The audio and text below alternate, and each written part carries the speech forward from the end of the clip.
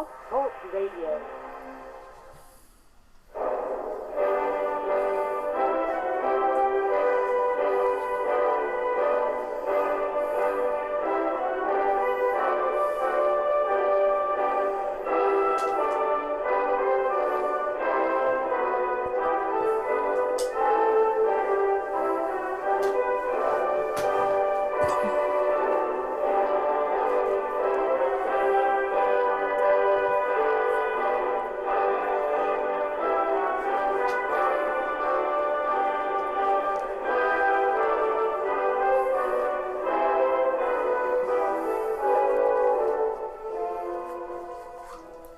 Boa noite, meus amigos, estamos aqui de volta. Como sempre, começamos invocando a Santíssima Virgem Maria e o Santo Padre Pio de Pietrelcina, para que rogue a Deus que nenhuma injustiça se cometa nesse programa. Antes de tudo, eu quero fazer aqui uma breve homenagem ao meu amigo José Munir Nasser, que faleceu ontem.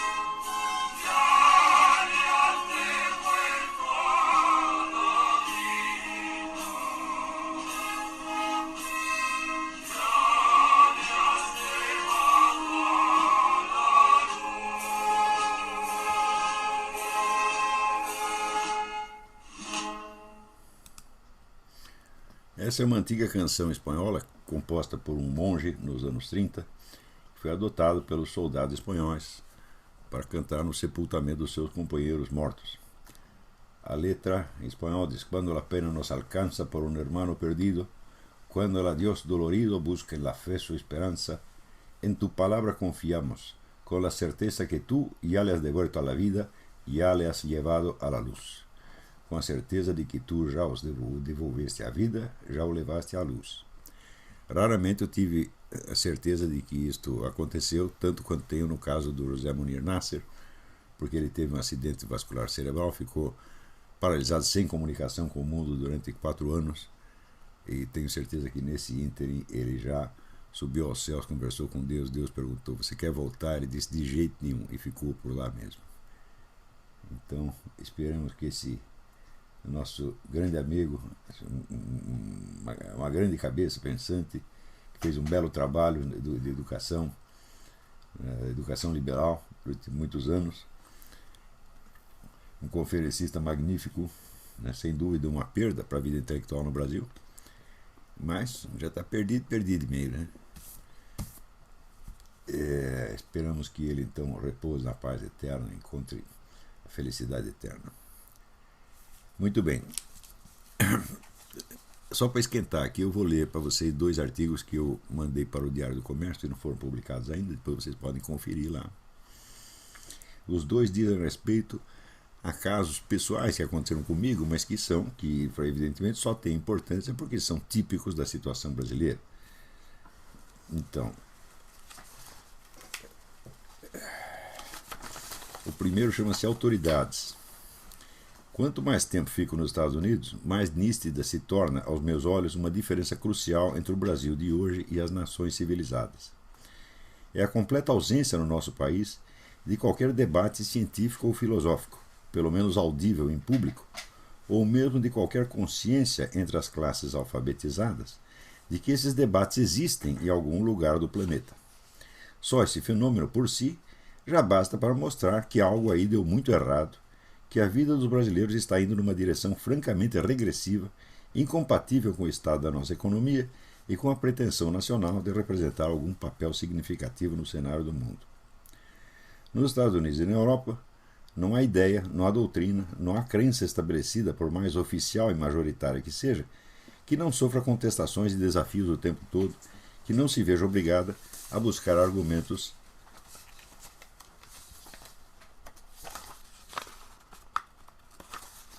mais elaborados para defender um prestígio que assim não arrisca jamais congelar-se em ídolo tribal, em tabu sacrossanto.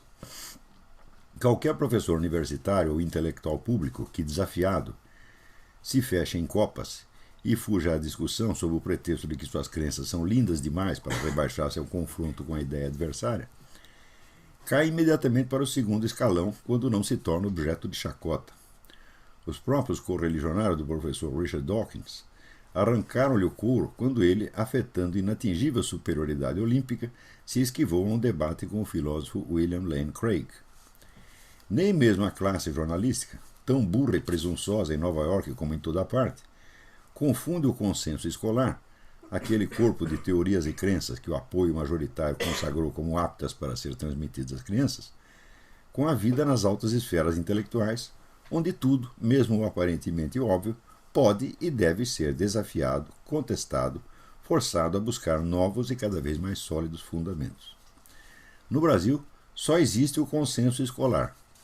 Ele impera sobre as cabeças dos intelectuais com a mesma autoridade indiscutível com que se impõe nas salas de aula aos trêmulos e indefesos corações infantis. Basta você questionar de leve algum item do credo ginasiano e as reações indignadas mostram o escândalo, o horror que você despertou nas almas virgens, jamais tocadas antes, pelas dúvidas que em outros países pululam por toda parte e alimentam discussões sem fim. Especialmente, os ídolos da ciência popular, Newton, Galileu, Darwin ou Einstein, adquiriram no Brasil o estatuto de divindades intocáveis, e não só entre meninos de ginásio, mas entre professores universitários, cientistas e formadores de opinião. Critique um desses habitantes do Olimpo e o tom das respostas lhe mostrará, por A mais B, que neste país até mesmo banalidades arquisabidas dos historiadores por toda parte são novidades escandalosas e provas incontestáveis de que você é um louco. Quando mencionei, por exemplo, as consequências nefastas que o mecanicismo newtoniano espalhou na cultura europeia, fato que já é de domínio público pelo menos desde o século XIX, só não me xingaram a mãe porque não acreditavam que alguém capaz de atentar contra a memória do autor dos princípios matemáticos da filosofia natural pudesse jamais ter tido mãe.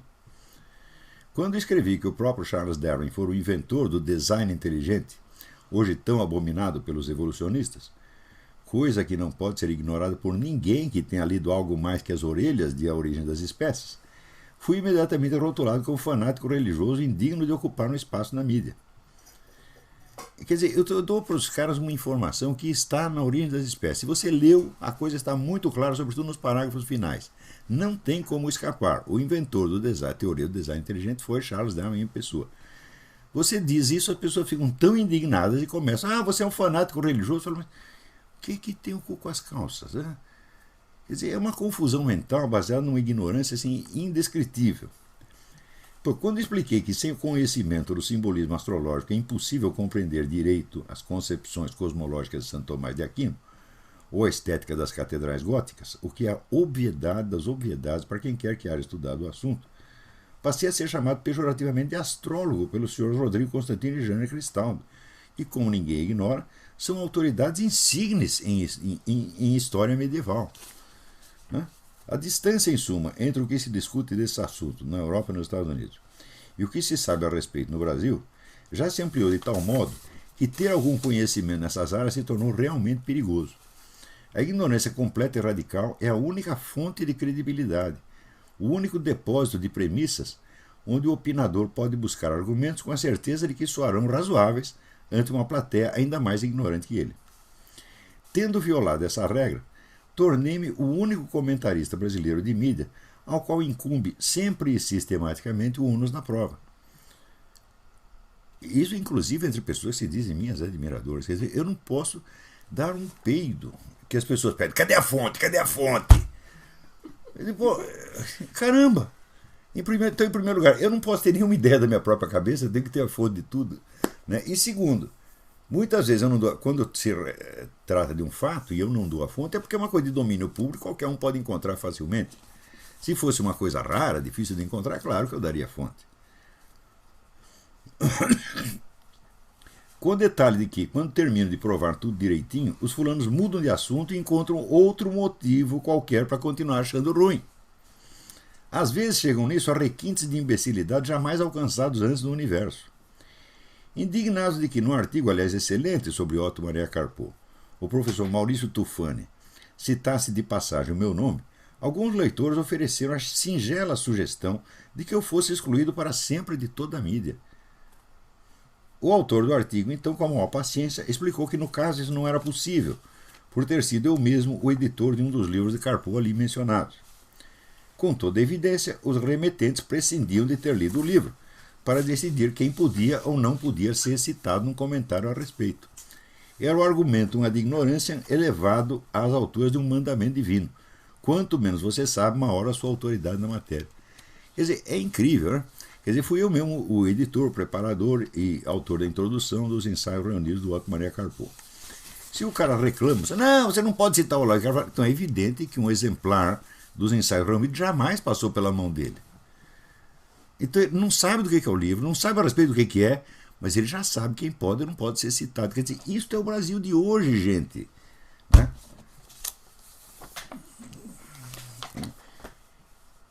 Mas num país onde Rodrigo Constantino se torna um opinador, um formador de opinião, está tudo perdido, meu Deus do céu. O cara é um menino de 12 anos. Né? Ai, meu Deus do céu. Bom, daí a coisa continua. O próximo artigo chama-se O Leandro Conder da Direita. O leitor deve ter reparado que nos últimos artigos apelei reiteradamente ao testemunho da minha experiência pessoal. Não o fiz para me dar áreas de personagem interessantíssimo, mas porque as circunstâncias me colocaram, sem mérito ou demérito da minha parte, numa situação em que, pela distância e por mil e uma diferenças, sirvo de meio de contraste para a visão radiográfica do estado de coisas no Brasil mental. É a ele, não a mim, que desejo atrair a atenção. Dou, portanto, mais um exemplo. O professor Maurício Tufani, como já mencionei, defende valentemente o seu direito de citar um autor abominado pelo establishment esquerdista por julgá-lo uma referência indispensável no assunto. Mas, para não dar a impressão de que gosta desse autor mais do que seria decente em certos círculos, ele se apressa em apontar no referido um indigesto, preconceito anti-esquerdista, fecha aspas, pelo menos tão reprovável, diz ele, quanto, preconceito antidireitista, fecha aspas, observado no Leandro Conder. Colocando-se num ponto médio equidistante de dois extremos, o professor Tufani acredita sinceramente que fez justiça. Tal é, com efeito, o máximo de justiça que o autor mencionado, ou qualquer outro à direita de Che Guevara, pode esperar de um tribunal acadêmico jornalístico no Brasil de hoje. Eu, pois não é de nenhum outro que se trata, deveria estar grato por esse exagero de idoneidade com que um membro da corporação universitária colocou o interesse da verdade acima das conveniências da sua reputação profissional. No entanto, que sentido faz chamar de preconceito a atitude de um cidadão que por 30 anos absorve uma doutrina, primeiro como seu fiel seguidor, depois como seu simpatizante um tanto blasé e por fim como seu observador crítico, antes de pronunciar em público uma só palavra contra ela ou contra os partidos que a representam? Mesmo nada sabendo da minha vida, o professor Tufani poderia constatar, pelo número de autores marxistas que menciono, pela extensão e minúcia das análises que fiz a respeito em livros, artigos, cursos e conferências, que levei o marxismo perfeitamente a sério como objeto de estudo, em vez de julgá-lo sem conhecimento de causa, preconceituosamente em suma. Se algo conhecesse da minha biografia, ele teria notado que ainda em 1975, 10 anos depois do meu ingresso na militante esquerdista e 7 depois do meu desligamento, eu ainda estava tão embebido de simpatias esquerdistas que fui dos primeiros a me colocar na linha de frente do protesto sindical contra a ditadura militar, quando esta assassinou ou deixou que assassinassem o jornalista e militante comunista Vladimir Herzog. Com um pouco mais de pesquisa, teria descoberto que ainda em 1990, proferi na Casa do Estudante do Brasil um curso sobre a história das estratégias revolucionárias comunistas, caracterizado pela pura neutralidade descritiva, notando que da adesão devota eu havia passado não à detração hidrófoba, mas à observação desapaixonada e crítica. E a mera leitura do meu livro de 1993, A Nova Era e a Revolução Cultural, ele teria notado que, se a essa altura eu já não perdoava ao comunismo a sua propensão incoercível para o crime e a mentira, também não me mostrava nem um pouco leniente para com a ideologia neoliberal, que então eu ainda confundia com o programa globalista, um erro que corrigi depois. Teria percebido até que no meio das palavras cruéis com que descrevia a malícia da estratégia gramsciana, eu ainda fazia o diabo para salvar dos escombros de um ideal falido a reputação do Sr. Luiz Inácio Lula da Silva, coisa da qual hoje muito me arrependo. Então, parênteses, vocês veem que esta minha passagem, vamos dizer, da adesão incondicional e devota à crítica do marxismo foi um processo muito lento, muito pensado, muito examinado, tá certo? Agora, como é que você vai chamar isso de preconceito, meu Deus do céu? Hã? Bom, comparem agora esse currículo com o do Dr. Leandro Konder. Este nunca estudou nem discutiu em profundidade um único autor direitista, conservador ou liberal. Nem muito menos fez jamais qualquer esforço para compreender algum deles sine ira et studio. Quer dizer, a expressão latina, sem ira e sem escudo. Aderiu ao marxismo na adolescência, fechou-se dentro dele como um caracol atemorizado e nunca mais saiu de lá, convicto, sem a menor averiguação, de que fora dali não existe vida inteligente. A extensão da sua ignorância sobre o pensamento daqueles a quem odeia, ignorância que ele compartilha com quase todos os intelectuais de esquerda desse país, pode ser medida pelo já célebre dicionário crítico do pensamento de direita, que, pavoneando-se de dar um panorama completo dos autores e ideias direitistas, deixa de fora praticamente todos eles e se concentra em meia dúzia de esquisitões e tarados que a direita conservadora e liberal sempre abominou, mas que, estampados como seus representantes, bastam para queimar sua reputação para todo sempre.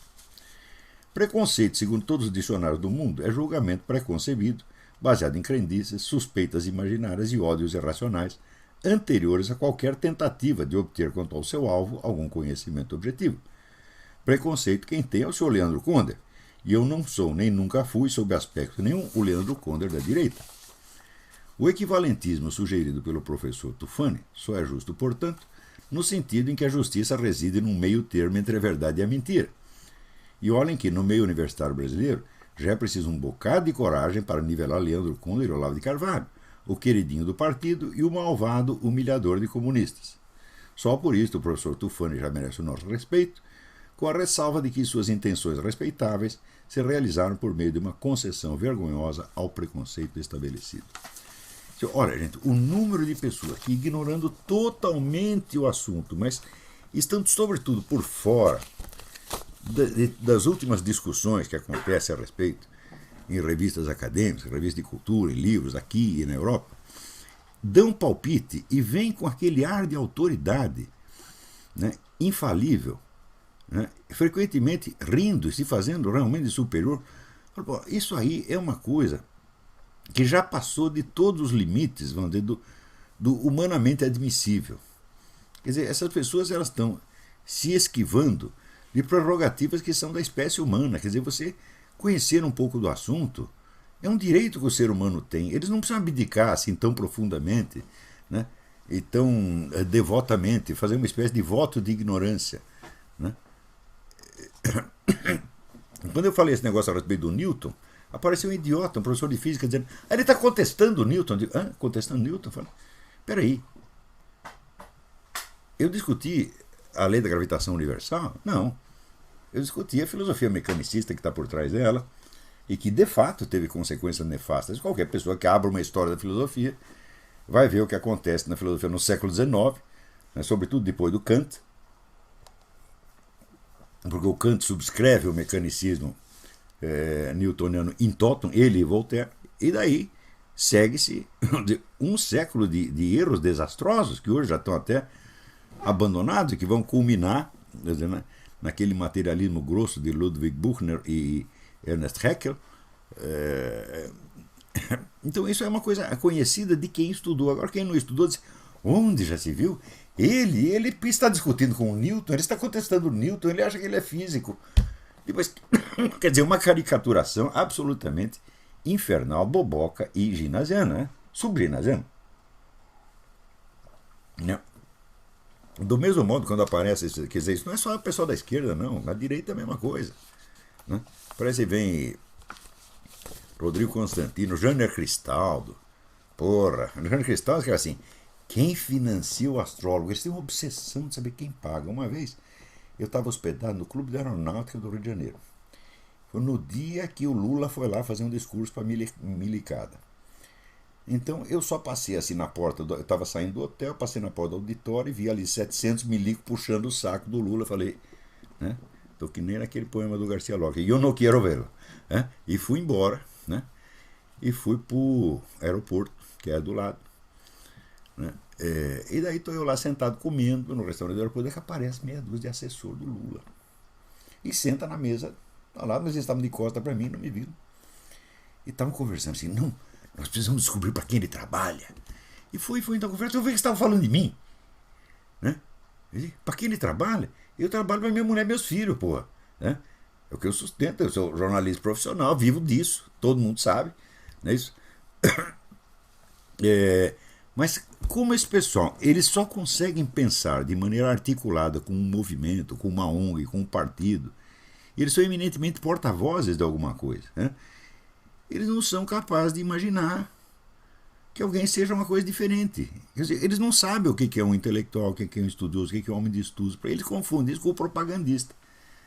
Aliás, não é só na esquerda que se faz isso. Né? Quando o pessoal liberal começou a afagar Rodrigo Constantino, é por causa disso. Rodrigo Constantino não tem uma ideia, não tem conhecimento de coisa nenhuma, mas ele é apenas um propagandista liberal. Ele fala das ideias liberais. Então, no fundo, esse empresariado, eles querem isso. Eles não querem alguém que pense, que analise, que explique as coisas para eles. Não querem alguém que faça propaganda das ideias que eles já têm. Não é isso?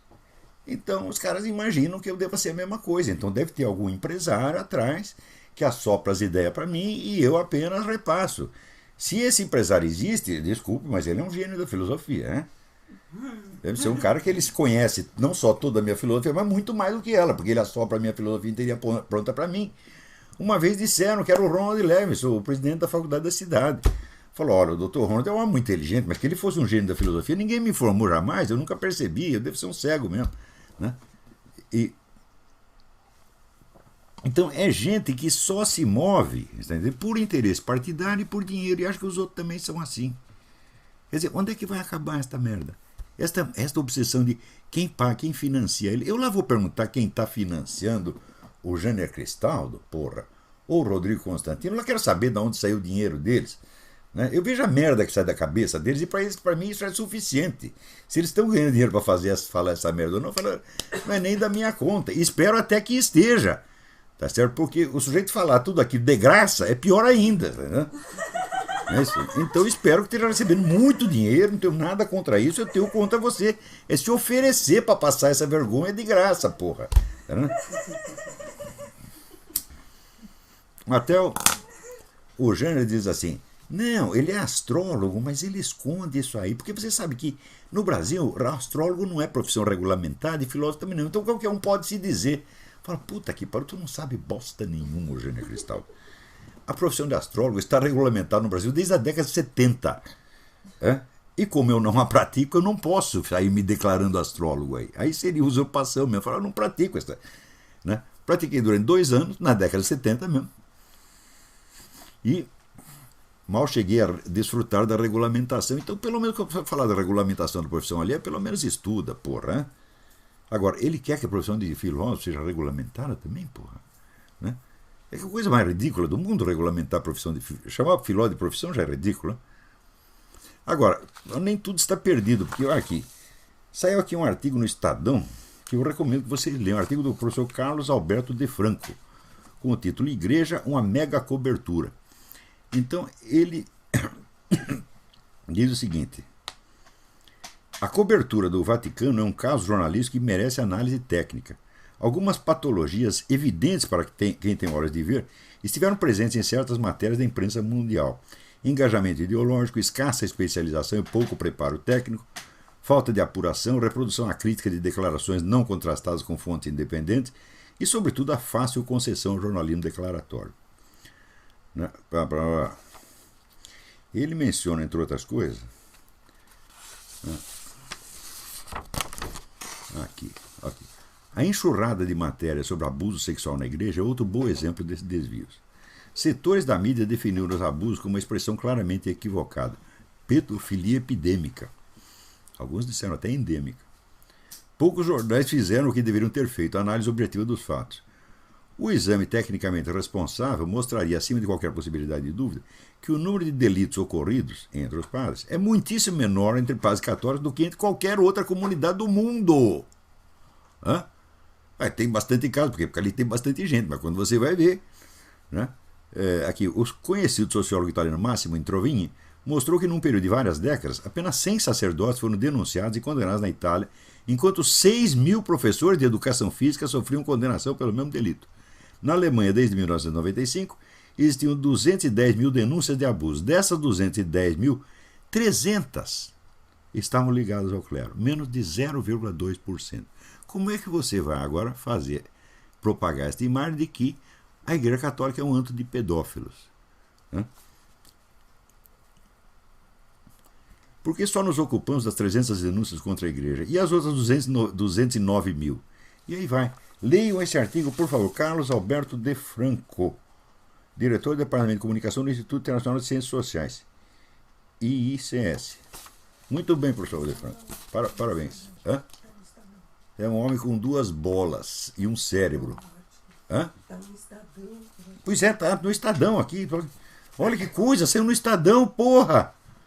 Olha, no Estadão hoje, os artigos do falecido Dr. Júlio de Mesquita Filho não seriam publicados de jeito nenhum, porque atentam contra o establishment esquerdista, que domina aquela merda hoje em dia.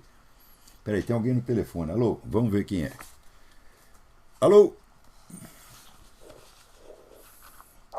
Alô, quem é? Oi, o Marco, falo de Goiânia.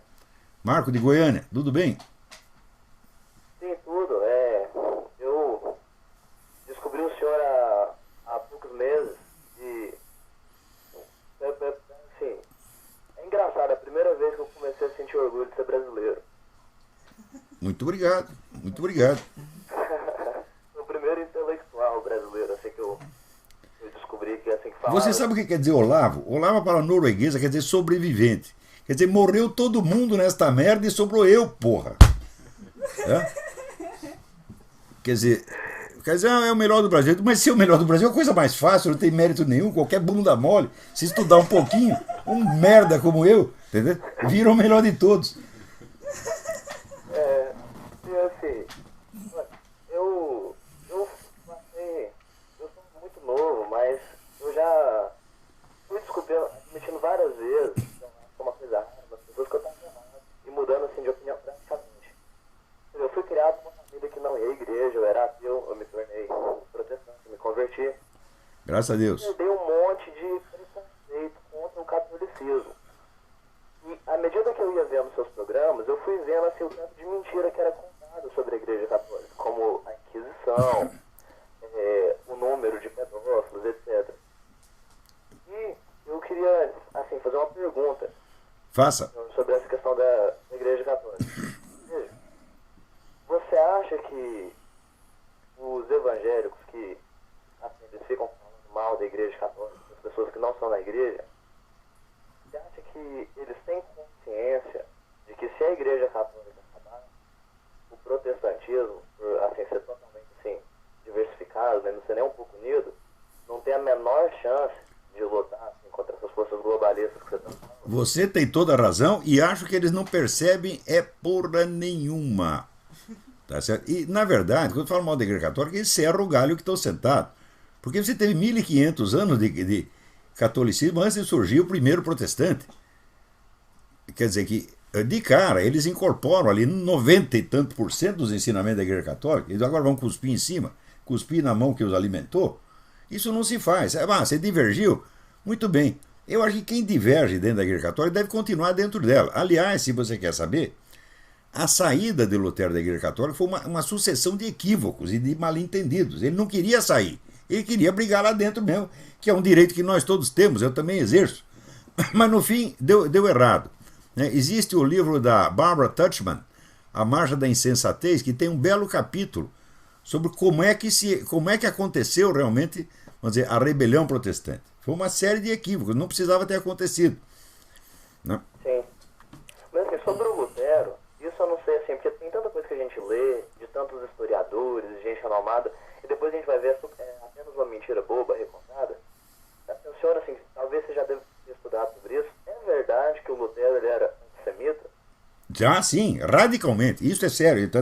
Eu tenho aqui as obras completas de Lutero, hein, na tradução americana. Tá tudo lá. Não, agora, olha, antissemita no mundo não faltou. Kant era antissemita, Goethe era antissemita, Shakespeare era antissemita. Era um bando de gente, porra. Ninguém gostava dos judeus. O judeu era que nem uma batata quente, cada um jogava pro outro. Veio o judeu pra cá, a gente joga pra lá. Veio pra Inglaterra, não, nós vamos pra Portugal. Portugal manda pra Espanha, Espanha manda pra hora que eu parta. Ficou essa porcaria durante 2000 anos, tá entendendo? Certo.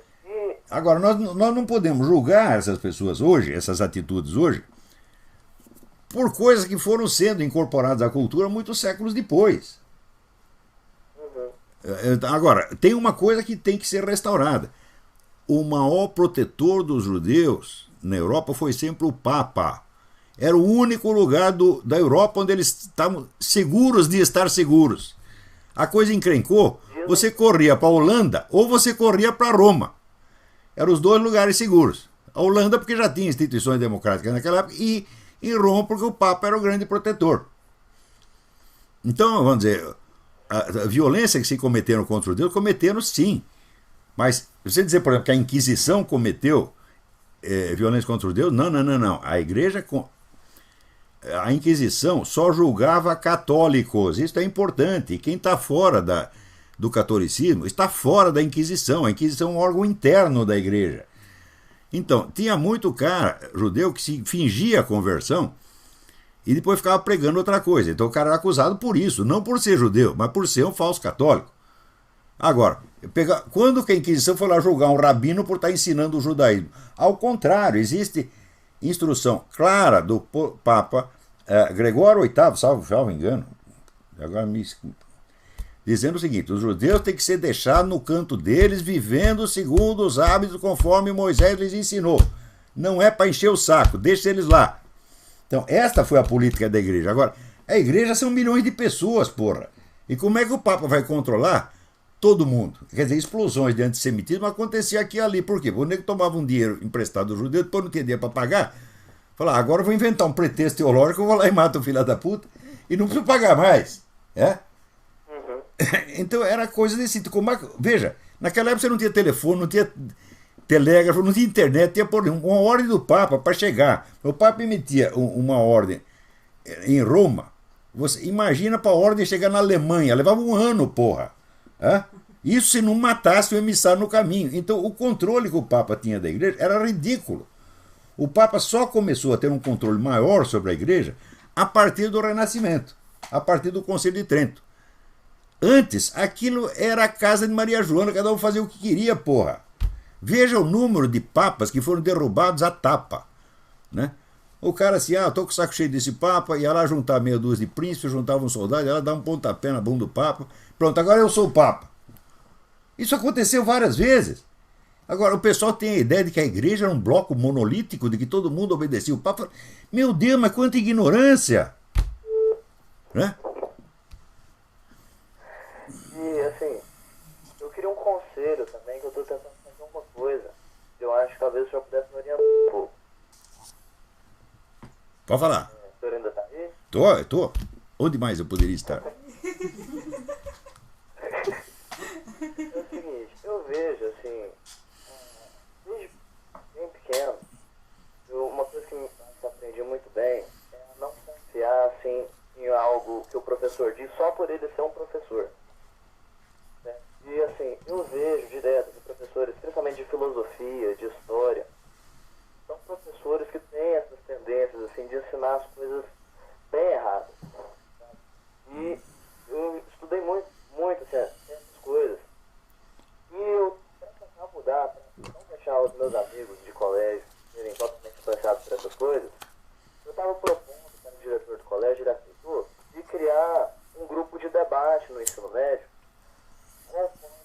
modelo americano. E aí Muito bem, ótimo, excelente, excelente.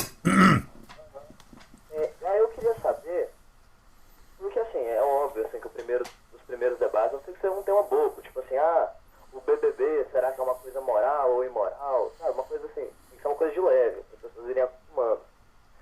Mas assim, como que você acha que deveria ir avançando os temas, até chegar em um tema mais profundo e importante? O grande problema é que isso aí vai ter que depender inteiramente dos alunos. Porque, como você bem disse, os professores hoje, eles são, vamos dizer, autoritários, eles mandam calar a boca, ameaçam de te expulsar. Por quê? Porque eles não têm capacidade de discutir. Um professor de filosofia tem que ser eminentemente um discutidor. Você está vendo? Eu não faço outra coisa na vida senão ficar discutindo. Às vezes, vamos dizer, a pessoa vem até faz às vezes uma pergunta cretina, uma objeção cretina. Eu com a puta de uma paciência vou lá e explico pro filho da puta tudo direitinho. Tá entendendo? Então o professor tem que ser capaz de lidar com as objeções. Quando o cara não é, ele fica com medo e manda o aluno calar a boca. E que é o que eles estão fazendo hoje. Então isso é tudo um bando de filha da puta, tá entendendo? Agora, os alunos podem estudar um pouquinho e você com 6 meses de estudo você já fica sabendo mais do que esses caras. Pô. Daí você tapa a boca deles. Então agora é sua vez de ficar quieto. Né? O meu irmão tinha um patrão alemão que era muito autoritário, ele punha os empregados em fila e falava assim, agora você fala, agora você fica quieto. Né? Então, você faz que nem o alemão, agora você fica quieto. Né? Tá entendendo? Uma última coisa, eu não estou conseguindo, talvez porque eu seja burro, eu seja desatualizado, porque hoje a gente mexe mais no Facebook, né? Passou um pouco esse negócio de e-mail, mas eu não consigo mexer naquele negócio do e-mail do seu site. De mandar e-mail para o senhor. Não, mas não manda pelo site. Né? Não manda pelo site. Você precisa copia o endereço olavo@olavodecarvalho.org e manda um e-mail direto para mim. Não, sim, mas eu posso mandar simplesmente assim do Hotmail, por exemplo? Pode mandar de onde você quiser. Chega. Manda olavo@olavodecarvalho.org. Sempre chega. Então tá certo. Tá bom? Obrigado pela sua participação. Volte sempre. Ok. E obrigado pelas palavras gentis. Com Deus. Você também. Então, gente, olha, o grande acontecimento dessa semana não teve nenhuma repercussão na mídia. Foi o seguinte. A Orly Tates e o Mike Zulo, que é o investigador-chefe lá do xerife Arpaio, foram no CIPAC, né, que é a Conferência Política Conservadora Anual, e entregaram para todo mundo um dossiê com as provas da falsidade dos documentos do Obama. Muitos caras não sabiam, outros fizeram de conta que não sabiam, alguns, assim, caiu o queixo. Um cara que eles pegaram foi o Edwin Meese, que foi aqui o procurador-geral, ministro da Justiça, um homem assim, é um monumento da história americana. O cara viu tudo com muita atenção, disse que vai estudar o caso. O Mike Zulo obteve promessas formais de deputados e senadores de que vão investigar o caso e botar isso para diante, de modo que, mesmo a mídia não falando, não dá mais para esconder.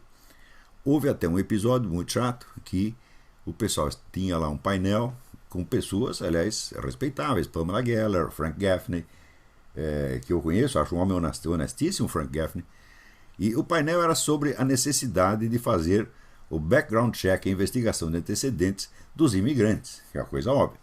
E daí Orly Tates levanta e diz, olha, mas o primeiro background check que tem que fazer é o do Barack Obama, porque aqui o Social Security dele é falso, o alistamento militar é falso, e pai não é que, papai, o cara cometeu um crime de alta traição, isso tem que ser investigado.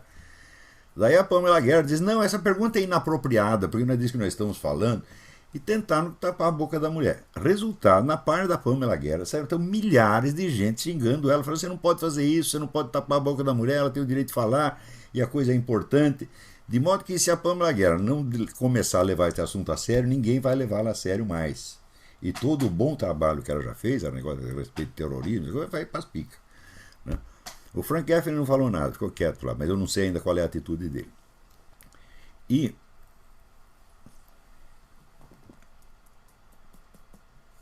o que me pareceu realmente importante foi o ponto culminante do CIPAC, ponto alto do CIPAC. Eu já estava muito impressionado com o discurso do Lapierre, né, que é o chefe do NRA National Rifle Association, um discurso muito bom que até coloquei no Facebook. Mas depois teve um momento excepcional, que foi quando Sarah Palin, em pessoa, chegou lá e disse: nós temos que fazer background check dos imigrantes. Sim, mas em primeiro lugar temos que fazer o background check do Barack Obama. O auditório quase caiu, o pessoal gritava de entusiasmo, palma, etc. Este foi o ponto-chave. E isso prova o seguinte, que a Orly Tate e o Mike Zullo estavam lá fazendo a coisa certa. O problema dos documentos do Barack Obama é o assunto. O resto é tudo conversa mole. Porque se você deixa um negro com um documento falso ocupar a presidência da República, pois qualquer merda que ele faça lá é apenas decorrência deste crime inicial, é apenas o complemento. Não adianta você ficar, né, discutindo o rabo do cachorro depois que ele te mordeu, porra, você tá entendendo? Então a mordida inicial é o que interessa. Então, veja, agora, eu acho o seguinte, tem muita gente que rejeita pensar no assunto, não é nem por desonestidade, é porque o pepino é grande demais. Né? Se os caras aceitam, nós vamos investigar. Então, primeiro, não pode fazer impeachment do Barack Obama porque ele não é presidente. Se a identidade dele é falsa, ele não pode ser reconhecido como presidente. Então, significa o seguinte, todos os atos dos governos dele têm que ser todos revogados, anulados automaticamente. Você imagina o tamanho da dificuldade que tem para fazer isso? Os caras só de pensar, isso é que nem o Macunaíma. Me dá uma preguiça. Entendeu? Então, os caras falam, se eu vou ter trabalho o resto da minha vida com essa porcaria, entendeu? Então é melhor deixar assim, é melhor vencer ele na eleição e esquecer. Né? Então, em segundo lugar, você precisa ver que o Barack Obama, ele colocou os agentes dele em tudo quanto é lugar. Não são, veja, o poder que o Barack Obama tem sobre as pessoas não é só porque ele tem gente de muito dinheiro dando respaldo a ele, como George Soros, Rockefeller, etc. Não é só por isso. Esta é a parte menor. O principal do poder dele é a rede de pequenos colaboradores infiltrados em tudo quanto é lugar. Eu já dei aqui exemplo por experiência própria, eu digo isso, porque eu já vi isso acontecer. Você tem uma delegacia de polícia, para você corromper a delegacia inteira, quantos funcionários você precisa comprar? Você compra um escrivão. Pronto, some tudo quanto é documento, que não interessa, acabou. Aquela delegacia nunca mais funciona na vida. E o Barack Obama está cheio dessa gente. Por exemplo, o pessoal da Comissão de Justiça do Congresso, né, a Orly Tate foi lá e registrou os documentos para entregar para eles. Os caras nunca receberam o documento. No caminho, no corredor, o office boy obamista jogou no lixo, porra. Este é o segredo do poder do Barack Obama. Não é a grandeza do esquema. O esquema é grande sim, mas ele não é tão grande. Né? O Barack Obama não tem tanto poder quanto as pessoas imaginam, mas ele tem meio, vamos dizer, de corroer e de paralisar toda a máquina investigativa. E isso ele está fazendo com uma eficiência absolutamente notável. Agora, o resto das atitudes dele na presidência confirmam, para além de toda dúvida razoável, o cara trabalha para os inimigos dos Estados Unidos. Você vê aqui, quando há ameaça de uma guerra com a Coreia do Norte e outra com o Irã, quer dizer, duas guerras ao mesmo tempo, o que o cara está fazendo? Está cortando o orçamento das Forças Armadas, boicotando Forças Armadas, tudo quanto é jeito, e armando o Homeland Security contra a população civil americana. Quer dizer, com quem que ele está em guerra, afinal de contas? Né? Quer dizer, só isso, evidentemente, já configura alta traição.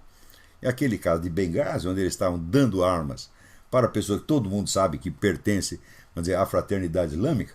Pior ainda, agora botou na CIA, para chefiar a CIA, um cara que é muçulmano, que é o John Brennan, porra.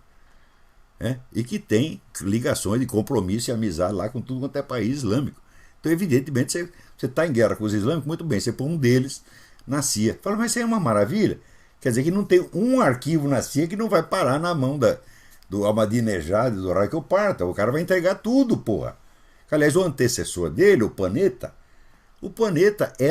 tem um escritório de advocacia cujo cliente era o quê? O governo da China. Quer dizer, você pega o advogado concorrente e põe no alto cargo. Agora, para secretário do Trabalho, também estão botando um cara que é ligado à fraternidade islâmica. Né? A coisa chegou a tal ponto, você vê que no Egito, né, o pessoal está acusando, o pessoal que está sendo oprimido pelo governo do Mussi, né, que foi posto lá pelo Barack Obama, dizendo que ia fazer democracia. A primeira coisa que ele fez foi baixar a Sharia, depois voltou um pouco atrás, mas continua sendo uma ditadura. Então, os que eram combatentes pela liberdade agora estão combatendo o Mussi, evidentemente. Eles acusam o John Kerry de ser não um colaborador, não um amigo, mas um membro da fraternidade islâmica. Isso no Egito. Você vê a que ponto que as coisas chegaram. Então é lógico que ele está trabalhando para o inimigo. O que ele está fazendo na economia nem se fala, né? Que ele, vamos dizer, aumentou a dívida pública americana a um ponto assim astronômico, né? E todas essas medidas que ele está tomando para aumentar o seu poder, esse negócio de dar a si mesmo o poder, o direito de mandar prender ou matar qualquer pessoa em qualquer lugar do mundo, conforme ele dê na telha, sem queixa formal, sem processo e sem precisar notificar. Outro dia Nancy Pelosi disse isso. Isso pode ser usado sem notificar ninguém. E o caso dos drones, quer dizer, esses aviões teleguiados, os aviões teleguiados, eles podem identificar na rua quem tem uma arma no bolso. Quer dizer, o cara está lá com uma arma guardada, já passa o teleguiado, já avisa a polícia vai já prende o cara, porra. E a Nancy Pelosi diz que isso também pode ser feito sem notificar ninguém. Então o governo pode fazer qualquer merda, pode pôr no cu de quem ele quiser e não precisa nem avisar. Quer dizer, o sujeito some. O cidadão está andando na rua, né, com, sei lá, uma bereta calibre 22 no bolso. E foram lá, descobriram que ele não tinha licença, pronto. O cara desaparece, porra. Agora, a coisa que está chegando a um ponto... Hoje eu li, o neguinho foi processado porque estava criando galinha no quintal, porra. Você precisa de uma licença, precisa mais isso, mais aquilo. É uma burocracia infernal. Você... O cara tinha, o quê? 22 galinhas, porra, que qualquer caipira tem. Se tivesse 2.000 galinhas, o cara fez uma granja no centro da cidade. Fala, bom, então aí tem um problema de zoneamento, não dá, né?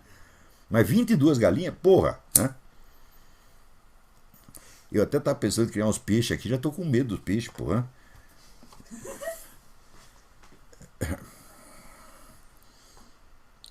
Agora, também aqui nesse programa do negócio do controle de armas, né, vocês ouçam o discurso do Wayne LaPierre. É maravilhoso o discurso, é maravilhoso, porra. O cara foi lá e falou, fiquei felicíssimo de ser um membro da NRA. Falei, porra, esse cara tá honrando a camiseta, porra. E ele disse o seguinte, veja que coisa, ele disse, olha, os fulanos dizem que eu sou louco, mas olha aqui, olha o que o Joe Biden disse. Ele disse, se a mulher vê um estuprador se aproximando, ela pega uma shotgun, uma espingarda dessa de 2 canos e dá 2 tiros para o alto. Daí o Wayne LaPierre disse, ótimo, dá 2 tiros para o alto, fica sem bala nenhuma e avisa o estuprador, já descarreguei tudo, pode vir. E ele diz, o louco sou eu, porra, né? Daí ele passa aqui um trecho daquele documentário da Homeland Security que diz assim, como você se defender, né, de um agressor armado. O sujeito entra com um fuzil AR-15 na sua repartição, no seu banco. Então ele diz, a primeira sugestão, esconda-se embaixo da mesa. Outra, pegue uma tesoura, um extintor de incêndio, alguma coisa, um sapato, né? Eu digo, não é gozação, gente. Eu botei no meu artigo o link para o documentário oficial do Homeland Security dizendo como você se defende de um agressor armado, né? Eu não sei que artigo foi esse. Não lembro mais, pô. Eu escrevi tanto artigo que... Mas tá lá, em uns artigos tem o link desse negócio. Né? E ademais, agora nós vamos fazer o background check de todo mundo, né? Ontem faz o background check, aquilo vira um documento público e você está explicando para todos os bandidos onde tem arma guardada para eles lá roubar. Né? É uma maravilha. Então é claro que isso é uma política, isso não é uma política errada, é uma política certa. Porque o objetivo deles é exatamente criar a situação como no Brasil. Que é, vamos dizer, o que se chama governar pelo caos. Você mantém a sociedade num estado de intimidação e de insegurança permanente. O que permite que o governo interfira mais e mais e mais e mais e mais e mais. Né? Até existe, olha aqui, tem um livrinho que chama Gouverner par le chaos, Governar pelo Caos. É um livro anônimo que foi escrito pelo pessoal do grupo Tarnac. Tarnac é uns caras que em 2008 foram acusados de fazer uma operação terrorista para paralisar a rede ferroviária da França.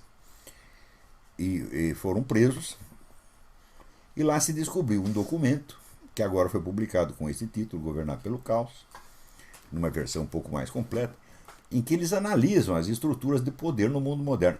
E a análise, embora seja um grupo de extrema esquerda, a análise está corretíssima. Todos os mecanismos que eles dizem lá, todos existem. Só que é o seguinte, o Pascal Bernardin já tinha falado disso em 1990. Eles não acrescentam nada no Pascal Bernardin, que tem o livro aí do Maquiavel Pedagogo e o Império Ecológico. Né? Eles não acrescentam nada, eles fazem de conta que a ideia é deles. Né? E o incrível é o seguinte, é que eles descrevem os mecanismos corretamente, mas eles atribuem tudo a um treco chamado o capitalismo. Eles não dizem os nomes dos grupos e dos agentes. Quando você vai ver, são os grupos e agentes que estão dando todo o apoio a grupos como este. Tanto que o pessoal do Tarnac foi preso, no dia seguinte você tinha manifestações a favor dele no mundo inteiro. Quer dizer, é a rede das ONGs. Né? Isso é que trabalha para quem? Para George Soros, para Rockefeller, etc, etc, etc. Né? Mas a análise em si está certa. Eles só escondem a autoria daquilo que eles estão dizendo. Um ponto importante, que aliás eu comentei até na minha aula, é o seguinte. As pessoas me escrevem dizendo, nossos filhos estão sofrendo doutrinação nas escolas. E vocês estão muito enganados, filho. O tempo da doutrinação já acabou. Doutrinação é você inculcar na cabeça do fulano uma visão do mundo, relativamente coerente, organizada, portanto reconhecível. É impossível você inculcar uma concepção do mundo sem mostrá-la em oposição a uma outra cosmovisão alternativa. Então você tem aqui, essa aqui é a doutrina certa, esta é a verdade, aquilo lá é o mal e a mentira. Tá certo? Então, você tem que apresentar algo da cosmovisão adversária, mesmo que seja tudo inventado, falsificado e caricaturado. Tem que ter um inimigo. E acontece que, então, o processo da doutrinação ele acaba produzindo discussão. Então ele não funciona muito, ele funciona para metade.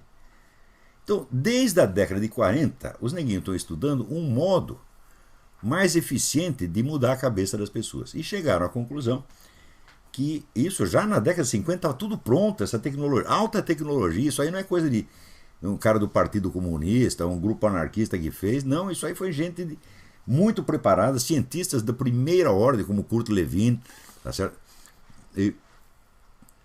Que então criaram um conjunto de técnicas para ser aplicadas em massa, tá certo? E essas técnicas, elas não visam a convencer ninguém de nada, elas não passam doutrina nenhuma, não passam ideologia nenhuma. Elas atuam diretamente na conduta sem passar pelo problema das ideias e valores. Não é isso?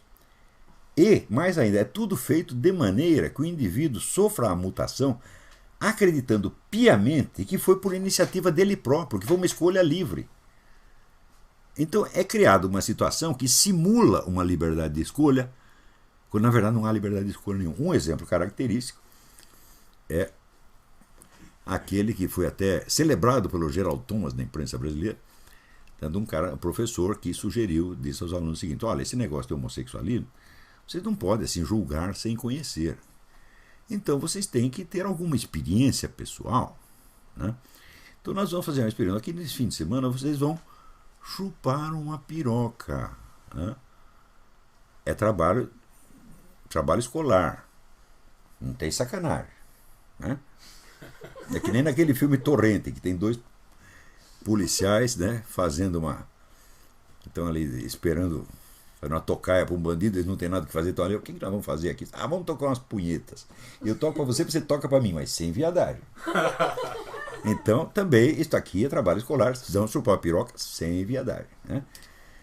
E isso é baseado numa verificação estatística feita pelo pessoal do Kurt Lewin, do Instituto Tavistock de Londres, de que se você induz uma pessoa a, por experiência, agir de uma maneira que seja contrária aos seus valores, sentimentos e princípios, em mais de 80% dos casos eles vão mudar de valores e princípios como uma justificativa retroativa.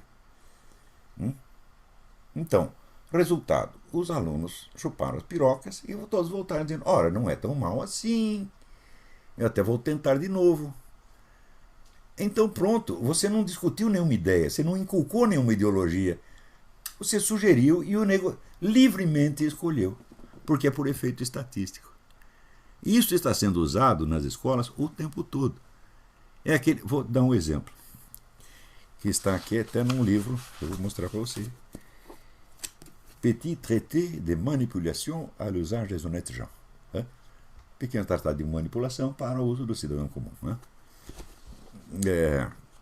Ele diz o seguinte, ele começa assim. Vamos supor que você saiu para a rua, precisa fazer um telefonema, você enfia a mão no bolso, esqueceu o celular.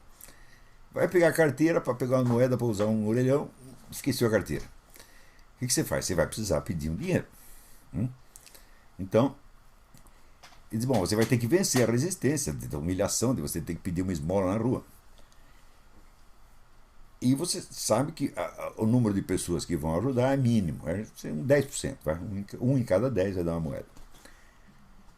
Agora, tem uma outra técnica. Você para o sujeito e não pede a moeda, você pergunta que horas são. Daí ele diz. E daí você pede a moeda. O número das pessoas que dão multiplica por 4. Se antes era 1 em cada 10, agora são 4 em cada 10. Isso foi comprovado milhares de vezes. Existem milhões de técnicas deste tipo que estão sendo usadas o tempo todo nas escolas para produzir mudança de comportamento sem passar pela discussão, sem passar pelas ideias e valores, sem passar pela inteligência. E o indivíduo que fez acredita que... Por que você deu a moeda? Eu dei porque eu quis.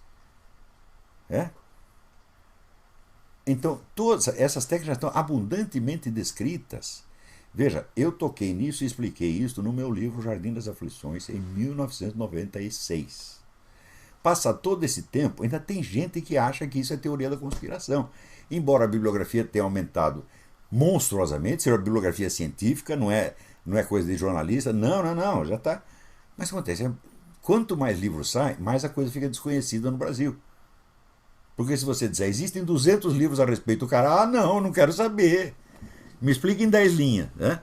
Se não dá para explicar em 10 linhas, o cara não quer saber mais. Quer dizer, quanto mais provas tem de uma coisa, menos as pessoas ficam sabendo no Brasil. E por isso mesmo, quanto menos sabem, mais se sente autorizado a cagar regra, porra. Né? E a fazer gozação em cima de quem estudou, como faz esse idiota desse Jânio Cristaldi e esse bunda do Rodrigo Constantino. Né? E uns outros aí também. Né? Alô, tem alguém na linha?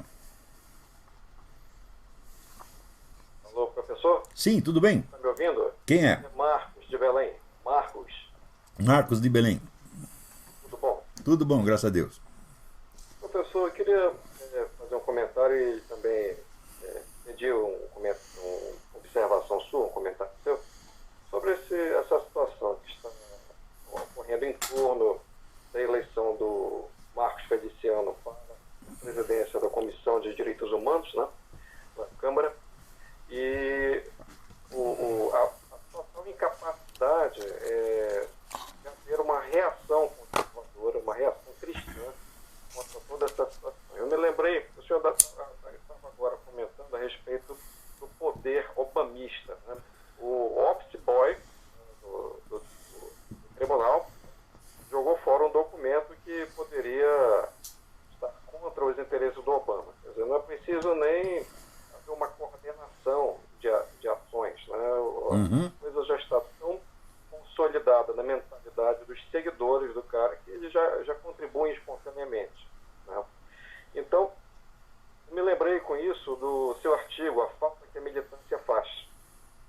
Eu já, inclusive, mandei para alguns amigos, alguns conhecidos desse artigo, e fica bem patente a eterna desvantagem de qualquer oposição, né? Uma oposição amorfa e dispersa, né? Sem dúvida. Ao governo do PT, se esta não se consolidar como militância organizada, né? Identificada ideologicamente, né? Não digo ideologicamente, mas em termos de conhecimento, de discernimento das coisas. Então, ao mesmo tempo que o Marcos Feliciano está sendo bombardeado, né, a forja enfurecida, né, investe contra ele de todos os lados, né, e está havendo uma reação completamente... não está havendo reação, né, está havendo uma apatia total de todas as igrejas. Né. O Silas Malafaia aparece dando um apoio, mas ao mesmo tempo ele diz, eu não voto em partido, eu voto em continua sendo o típico eleitor brasileiro, vota em pessoas. Eu escrevi para ele uma mensagem dizendo, pastor, até uma criança é capaz de perceber que quando o indivíduo é levado ao poder pelas vias de uma organização partidária, é claro que ele representa os interesses e ideologias. Sem sombra de dúvida, sem sombra de dúvida. Como é que o senhor vai votar em pessoas, né, ignorando a que partido elas pertencem? Né? Então, quer dizer, em torno de tudo isso aí, de toda essa situação, eu imagino assim, o povo cristão parece aquele prisioneiro dos índios apaches, né, que ficava dentro de um caldeirão pegando fogo e os índios dançando em torno dele, né, enquanto ele cozinhava. Então, o povo cristão está nessa situação, cercado, né, e apático, completamente desorientado. Veja, toda esta situação, todo este movimento como gaysista, feminista, antirracismo, racista, etc., tudo isso é calculado já de início para confundir o adversário totalmente e colocá-lo na pista falsa. Então, veja, por exemplo, o pessoal gaysista diz assim, se você não quer o casamento gay, você está negando aos gays um direito que os outros têm. Então ele está partindo do princípio de que esse direito existe e está sendo violado. Isso. Tão logo você tenta explicar que não é assim, o que acontece? Você está tomando posição contra o casamento gay, portanto você já está negando o direito. Percebeu o truque? Ou seja, a coisa é colocada de tal maneira que não dá para discutir. Se você tenta discutir nos termos em que a coisa foi colocada, você já caiu na armadilha. Eu estou explicando isso faz anos e essa turma não entende, porra. Por quê? Porque esse pessoal católico, protestante, conservador, liberal, é tudo burro, presunçoso, quer subir na vida sem fazer força, não quer nem estudar os problemas, porra. Então eles vão lá, dão a cara a tapa e se ferram. Eu não tenho nem um pouco de dó deles, não tenho dó desse Marco Feliciano, não. Porque o cara chegou lá em cima sem ter estudado o mínimo do que ele precisava para entender a situação na qual ele está. Então esse é um irresponsável também, quer dizer, foi lá, dar a cara a tapa, tá certo? Cutucar a onça com vara curta e naturalmente se ferrou. Falou, mas o que mais poderia acontecer? Somente isto. Então, ou este pessoal da direita toma consciência, fala, peraí, agora nós temos que ser pessoas sérias. Não adianta eu chegar lá, porque eu li meia dúzia de versículos da Bíblia, então Deus está comigo, né? E se o Senhor está comigo, quem está contra, e vou lá acabar com tudo. Você vai se ferrar, porque você está presumindo da proteção divina, o que já é um pecado, tá certo? E segundo, você está cometendo o pecado da soberba, de você se oferecer para um cargo para o qual você não está qualificado. Note bem, eu estou qualificado para ser deputado? Não estou, meu filho. Porque para ser deputado, além de estudar tudo que eu estudei, precisava estudar outras coisas que eu não estudei. Eu vou começar pelo regulamento do Congresso. Eu não estudei. As técnicas da política parlamentar. Eu não estudei. Falei, então eu não estou qualificado. Eu estou qualificado para fazer exatamente o que eu estou fazendo. Eu sou um excelente professor, tá entendendo? E escrevo muito bem. É isso que eu sei fazer. Não sei fazer mais nada. Os caras dizem, vamos lançar você para presidente da República. Eu digo, mas nem para presidente do Esporte Clube Corinthians Paulista. Tu tá doido, porra. E o Marcos Feliciano ainda tem um precedente de ter apoiado o PT, O cara ainda é petista, puta merda. O que mais que ele quer? Agora ele está vendo que o fruto pernicioso da semente que ele plantou. Agora ele está se arrependendo. Pois é, mas quantos anos esse cara vai levar para entender o que se passou? Por essas explicações que eu estou dando, fala, você nunca pode aceitar o debate nos termos que os caras colocaram, nunca pode tomar posição. Eles te chamam para tomar uma posição e você toma, idiota. Quando você tem que denunciar o mecanismo psicológico por trás da coisa. Existem argumentos bem simples para isso. Por exemplo, sobre a questão do casamento, o direito não se refere só aos casamentos nubentes, né? O direito envolve a questão familiar, é o direito de uma criança. Sim, mas isso ainda é um argumento e não se trata de argumentar. Argumentar significa o seguinte: tem um negro que tem uma proposta, uma tese aqui, você tem uma tese contrária, e existem regras comuns que ambos os debatedores aceitam. Aí você argumenta. No caso de ser um ardil psicológico, não se argumenta. Denuncia-se o ardil e não se entra na matéria da discussão. É a coisa mais óbvia do mundo. Entendeu? O cara me chama, vamos dizer, sei lá, para uma luta de boxe, onde ele tem o direito de entrar com uma ferradura dentro da luva, tá certo? E eu vou lá e tento lutar com o cara nesses termos. Fala, claro que eu vou me ferrar. Você não tem que lutar, você tem que denunciar a ferradura na luva, porra. Não entrar na discussão jurídica, moral, não entrar de jeito nenhum. Denunciar a malícia de um ardil psicológico feito que não é para abrir discussão, é para escravizar a mente das pessoas. Então, dizer, você me veio com essa proposta, essa é uma, vamos dizer, a maneira de você formular a discussão é ditatorial, foi calculada para isso, foi desenvolvida pelo psicólogo tal, e você está com treta. Isso aí é um estelionato. É isso que você tem que discutir. Agora, e a questão moral do homossexualismo? Eu digo, meu filho, o homossexualismo existe desde a queda de Adão. Tá certo? Ele não vai acabar.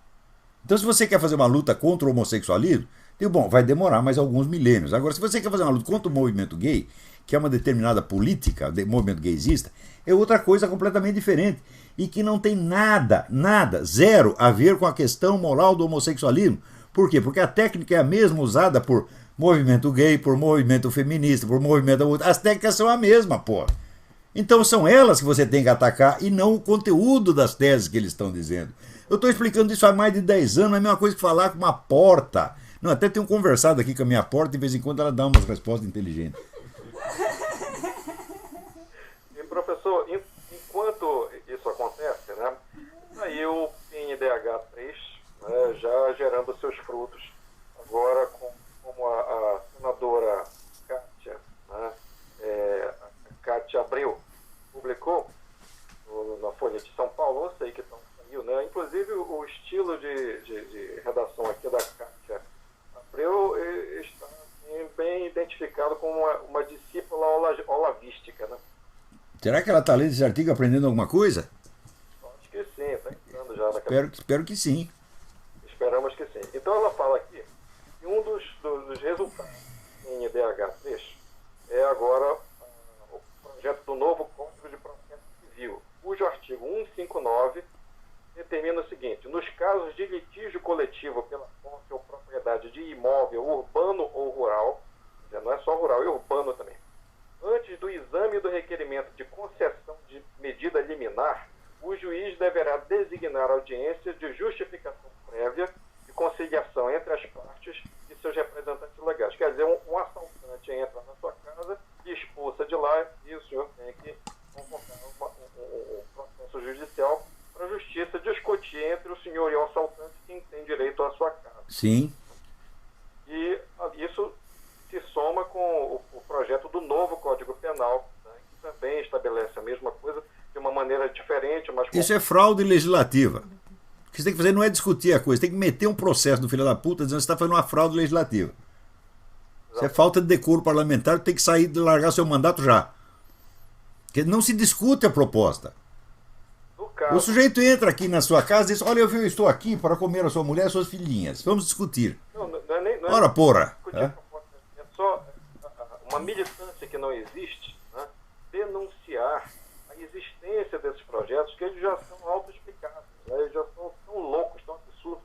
Eu estava comentando aqui, olha, o projeto do novo Código Penal, nem o Salvador Dalí, no mais alucinado dos seus sonhos surrealistas, ele conseguiria imaginar um negócio tão louco, tão absurdo. Pois é, mas é um absurdo proposital. Às vezes o pessoal pensa que é ignorância, que é inépcia. Não é, porque isso tudo vem pronto da ONU, vem pronto de esquemas globalistas. Gente muito preparada concebeu essas coisas há 50 anos atrás. E o pessoal não estuda, porra. O projeto do novo Código Penal, em relação a terrorismo e invasão de terras, quer dizer, de maneira bem ardilosamente complementar ao projeto do novo Código de Processo Civil. O novo Código de Processo Civil dá legitimidade à reivindicação do criminoso, né? E o Código Penal isenta o criminoso de ser considerado criminoso, né? Diz assim: o terrorismo é criminalizado, artigo 239, mas as condutas descritas, sequestrar, incendiar, saquear, depredar, explodir, etc., deixam de constituir crime de terrorismo se movidas por propósitos sociais e reivindicatórios. Quer dizer, Bom, Não, mas todo mundo protesta reivindicatório. Nem quando vem me roubar, ele tem uma reivindicação sobre as minhas propriedades. Aí o cara me encosta o revólver na minha cara e diz, eu estou reivindicando aí o seu relógio, a sua carteira, etc, etc.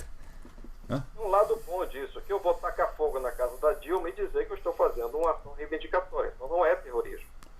Mas eu acho que o pessoal, esse tipo de coisa deveria ser feito na mesma hora, tá entendendo? Falar, vamos aplicar a você o seu remédio, para ver se você gosta.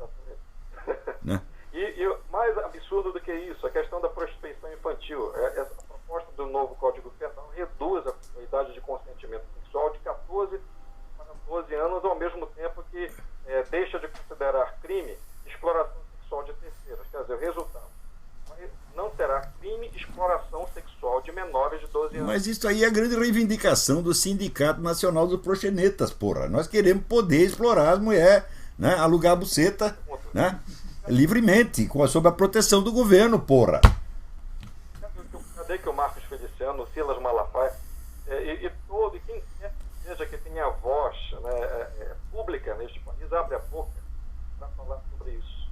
Quer dizer, todo esse pessoal analisa a coisa errada porque eles imaginam o seguinte, nós estamos num sistema democrático, nós temos a ordem legal e dentro desta ordem legal nós discutimos teses opostas. É assim que eles entendem.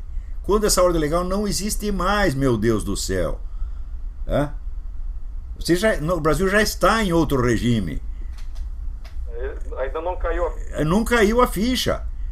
Né? Que é uma coisa que eu já estou dizendo há 10 anos. Que fala que é claro que o PT vai fazer isso porque ele existe para fazer isso. Como é que eu sei? Eu sei porque eu li os documentos do PT e eles dizem que vão fazer isso e estão fazendo, pô. Não é adivinhação minha. Né? Agora, até hoje, você pega os caras, mostra as atas do Foro de São Paulo. Os caras dizem, não pode ser. Eu digo, como não pode ser se já foi, porra? Então... Em 2010, bastou uma abordagem que se deu apenas em nível das redes sociais da internet sobre uma discussão sobre a questão do aborto, a questão da liberdade religiosa. Isso estremeceu a campanha do PT e a Dilma foi para o segundo turno. Quer dizer, já estão vindo à tona coisas muitíssimo mais graves e ninguém está tocando nesse assunto. Entendeu? E, para completar, professor, para concluir, eu queria que o senhor desse assim, uma palavra. O que é que falta para a militância, as pessoas que têm vontade, que têm ideia, que já têm algum conhecimento? Olha, você lê lá no Sun Tzu, qual é a regra número 1? Você tem que conhecer o seu adversário melhor do que ele conhece você e melhor do que ele conhece a si mesmo. Então, está faltando alguns anos de dedicação séria, de estudo, e está faltando as pessoas não se meterem em cargos para os quais elas não estão preparadas. Eu digo assim, a militância popular mesmo, o que é que está faltando para as pessoas? Não há militância popular se você não tem liderança, meu Deus do céu. Não adianta querer fazer a militância popular. A pergunta é, não existe a ação sem o agente. Quem vai formar a militância popular? Não temos esses agentes. Então, tem que formar primeiro esses agentes. Note bem que é um problema, este problema que eu estou falando já está infinitamente acima do meu alcance. Eu estou em condição de preparar uma militância? Não estou, meu filho.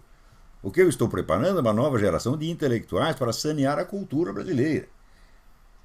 A formação de militância é outro problema que ultrapassa a minha pretensão e a minha capacidade.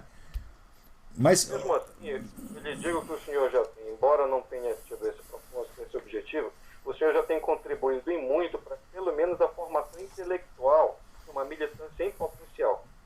Uma militância que já constituída anonimamente e amorfamente por pessoas que têm algum conhecimento. Sim, só que eu acho que esse pessoal está querendo o efeito sem causa, eles já estão querendo uma ação política. Agora eu digo, escuta, vocês estão entrando no páreo com 40 anos de atraso. 40 não, 50, meio século. Porque quando foi que o pessoal da esquerda começou a estudar Antônio Gramsci? Foi na década de 60. Já foi atrasado no Brasil, Na década de 60, quando o Enio Silveira, da Civilização Brasileira, publicou os primeiros livros do Antônio Gramsci, daí o pessoal do partido começou a estudar aquilo. Estudaram durante 20 anos e daí chegaram no poder. O pessoal nem leu o Antônio Gramsci ainda, porra. Eu lembro o seguinte, eu comecei a falar do negócio do Antônio Gramsci, fiz várias conferências no Clube Militar do Rio de Janeiro, explicando o que era. A primeira reação levou 8 anos, quando o general Antônio Fábrica publicou um artigo a respeito num jornal militar, falando, um cara prestou atenção. Você está entendendo? Então, essa lentidão paquidérmica, vamos dizer, esta indolência intelectual brasileira, é garantia segura da total derrota. Porque pelo menos alguma iniciativa intelectual a turma da esquerda teve. Eles ficaram anos debatendo entre si sem tomar providência nenhuma. Falaram, não precisa tomar providência. Primeiro tem que entender que merda está acontecendo. Agora, o pessoal da direita, se você quer agir, diz que o apressado come cru. Nós queremos agir. Mas não tem como agir, meu filho. Então você tem que primeiro fazer aquele recuo crítico, né? Para que a sua atitude ganhe força interior.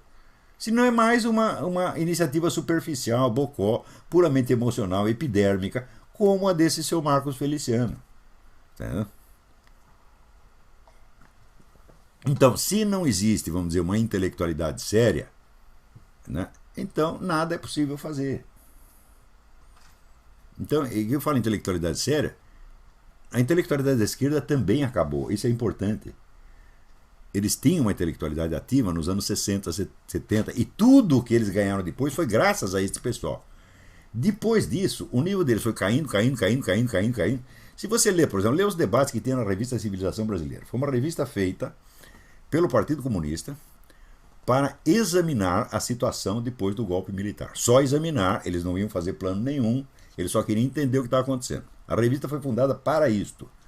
Você veja o nível dos debates que tinha nesta revista, que não era nem documento interno, era uma coisa que ia para o público. Né?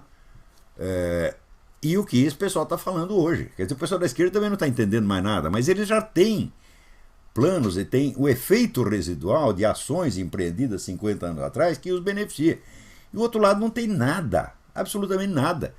Você vê, durante o governo militar facilitou tudo para a esquerda tomar as universidades, tomar as instituições de cultura, porque eles achavam o seguinte, eles só eram contra a guerrilha, eles não eram contra o comunismo, eles só eram contra a violência.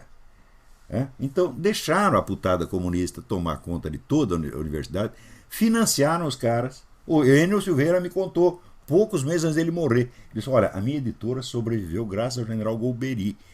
A situação engrossava, eu ia lá, general, precisamos de um dinheirinho. Ele, pumba, soltava dinheiro do governo militar para a maior editora comunista do país. E assim fizeram com todas. Tem um artigo do Ricardo Vélez Rodrigues que conta como os intelectuais conservadores, direitistas, liberais foram totalmente boicotados durante o regime militar, porque o regime militar queria afagar a intelectualidade de esquerda para fazer eles desistir da guerrilha. Então, a raiz da encrenca está aí, porra. Então, o que você tem que fazer? Você tem que restaurar uma intelectualidade nos dois lados. Então, mas o pessoal está tudo com pressa. Então, resultado, vocês vão ter que aguentar um regime comunista. Não tem mais, porque isso aí, esse novo Código Penal que você está falando, isso já é o regime comunista. Isso já é a abolição da propriedade privada radicalmente. Eles não vão abolir todas as propriedades privadas, vão deixar as propriedades privadas dos seus compinchas e vão usar lá meia dúzia de grupos empresariais para sustentá-las, porque o socialismo é isso, ele não é outra coisa senão isso. O socialismo completo, quer dizer, a estatização completa dos meios de produção jamais aconteceu. Mesmo na União Soviética, 50% da economia soviética continuou privada até o último dia, fora da lei, mas economia privada do mesmo jeito. E o governo fazia vista grossa, porque sabia que se fechasse tudo, acabava a economia soviética. Então, o Brasil já está sob um regime comunista. Meu Deus do céu, as pessoas não entendem isso. Quer dizer, um lugar onde o empresário é criminalizado e fica assim, olha, você continua tocando sua fábrica aí, se der certo é mérito do governo, se der errado é culpa sua. E o cara constantemente ameaçado de ir para a cadeia. Fala, então significa o seguinte, a atividade empresarial já constitui um delito, que é um delito permitido e tolerado em certas circunstâncias. Isto é exatamente a estrutura da economia fascista, que é uma etapa para o socialismo. Como os próprios, o Stalin entendia isso, porra, mas os caras não entendem hoje, né? Faz um belo fascismo aí, e ele fica como o navio quebra-gelo da revolução. Eles destroem a sociedade burguesa, destroem a sociedade capitalista, e daí vem os comunistas e tomam tudo. Então isso já está acontecendo no Brasil. E era fácil prever que isso ia acontecer. Por quê? Porque isso é o programa do PT. Agora, você pega aquelas atas do PT, quem leu aquilo? Fala, ninguém leu. Quer dizer, é a regra do Sun Tzu ao contrário. Eu não quero saber o que o adversário está pensando, porque eu sou uma pessoa superior. Né? Eu estou do lado do iluminismo, das luzes, do progresso e da democracia. E o comunismo acabou. Os comunistas são dinossauros antediluvianos. É assim que esses desgraçados pensam, porra! Hã?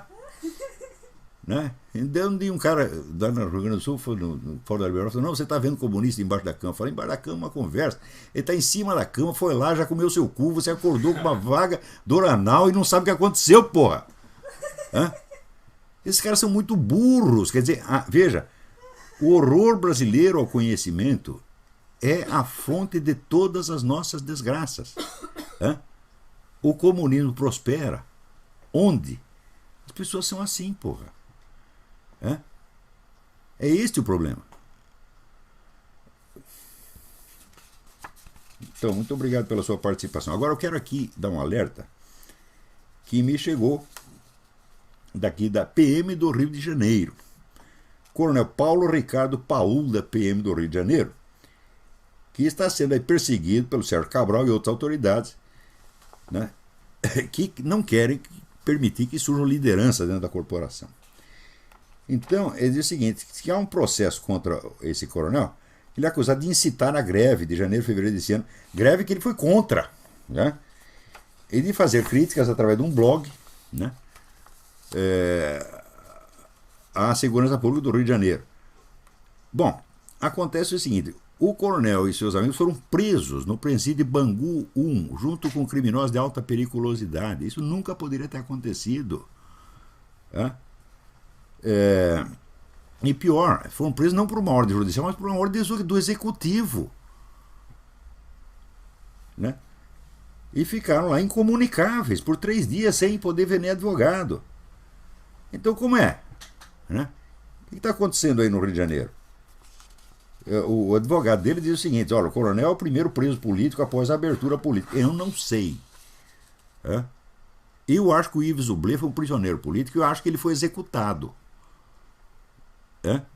O Yves Zublé era um amigo meu, foi o autor da famosa bengalada na cabeça do Zé Dirceu, pena que foi uma só.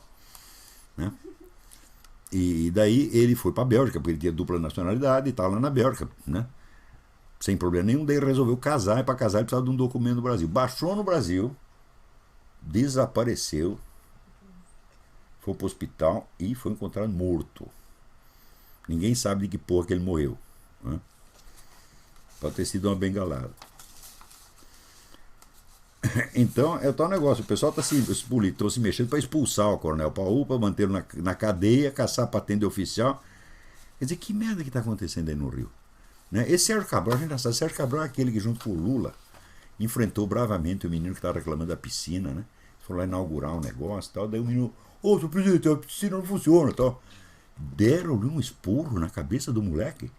Os dois valentão, Lula e Sérgio Cabral. Falaram: por que eu não tava lá nessa hora pra falar? Vocês são dois viadinhos, vocês são dois bosta. Né? Porque é assim que a gente tem que falar com essa gente, porra. Falar respeitoso do seu presidente. Ah, porra, o que é isso, porra? Né? Se você concede ao sujeito, vamos dizer, a dignidade do seu cargo, está ferrado. Pode dizer, o seu cargo eu respeito, mas o que está dentro dele é merda pura. Né? Isso aí que nem um coronel que eu discuti. Falou: você tem que respeitar a minha farda. Falou: respeito a farda. Tanto respeito, tanto acho que ela é dica, que eu acho que um dia ela vai cagar o senhor. Ela está andando na rua, a farda solta você por um dos canos ou pelos dois. E pela manga. O cara nunca mais falou comigo, evidentemente. Né?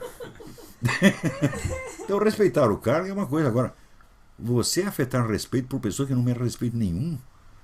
Gente, o Lula é aquele cara que falou que tinha saudade do tempo que comia cabrita no Nordeste. Comia não é no prato, não. Comia por Vianal, porra.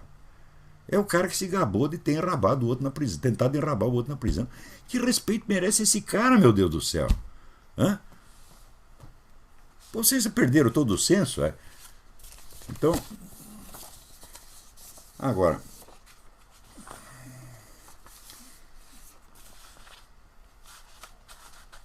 vocês deviam acompanhar melhor as coisas que acontecem nos Estados Unidos. Por quê? O que acontece aqui é que vai determinar o que acontece aí. Tudo o que aconteceu no Brasil foi por causa da ascensão brutal das esquerdas nos Estados Unidos. Agora, o brasileiro é tão burro que ele acha que não existe esquerda nos Estados Unidos, quando, na verdade, eles são apenas office boys da esquerda americana. Né? Então, aqui, esse negócio de você fichar pessoas, se tratar como criminoso, agora é o pessoal do homeschooling. A turma do homeschooling, quando era perseguido no mundo, vinha para os Estados Unidos.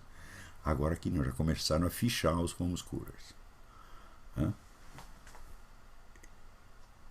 E o Homeland Security já pôs lá na lista que é considerado virtual terrorista, ameaça terrorista. Por exemplo, se você está estocando comida, né? Você leu a Bíblia, acha que vai acabar o mundo e começa a estocar comida para o fim do mundo, isso me pareceu uma coisa um pouco paradoxal, né?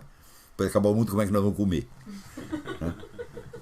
Acho que a comida faz parte do mundo, né? E nós também. Né? Mas tem os caras que estocam comida esperando o fim do mundo. Então, esses são se considerados virtualmente terroristas. Mas esse cara não faz mal a uma mosca, porra. O cara está estocando comida para o fim do mundo, já prova que é um brocoió incapaz de fazer mal para quem quer que seja. Né? Agora, olha aqui, que coisa importante. Né?